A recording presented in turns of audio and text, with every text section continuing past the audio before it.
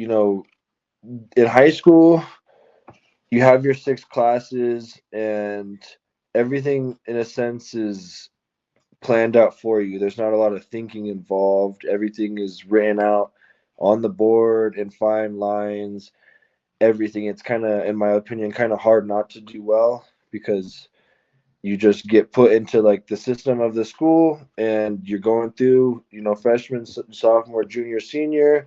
But every year, like say like for classes, at least at Helix, every year the counselors would come to you. You'd get pulled out of class for your specific time to meet, sit down with the counselor, and select your courses for the next year, yada yada yada. And the big thing in college is no one is checking you unless you maybe have a parent or a guardian or something like that that's on top of you. Hey, have you registered for classes? Hey, have you gotten books or everything that you need for classes? Have you gone to the actual campus and found your classes and located where they are, so you're not running around the very first day trying to find it? Because that's another thing. College campuses, they're a lot bigger than high school, and there's a lot more going on, and there's some classes way in the back. Like it's not in high school. I feel like I said, everything is laid out for you. It's like here's all the classes, and it's just all wrote out in a sense. In college, it's all over in your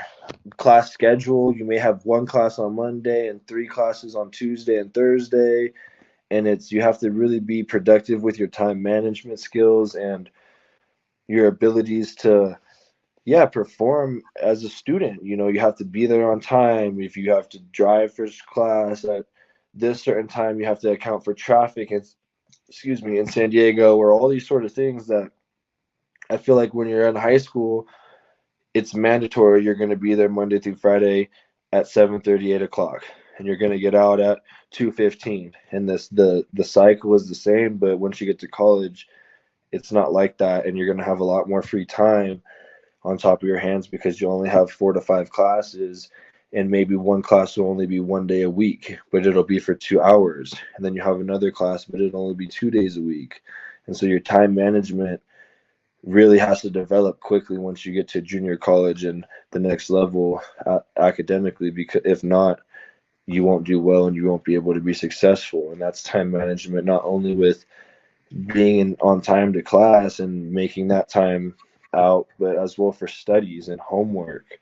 Oftentimes in high school, we had study halls and stuff like that, or times even at school that you were able to work on your homework in class, yada yada. But in college, you don't work on your homework in class. You don't do your studies in class. You gotta take notes. You have to be learning. You have to be actively engaged into what the teacher's talking about in order to retain information. And then you go home and then you study the concepts and the all that stuff that you learned and all the notes you wrote down.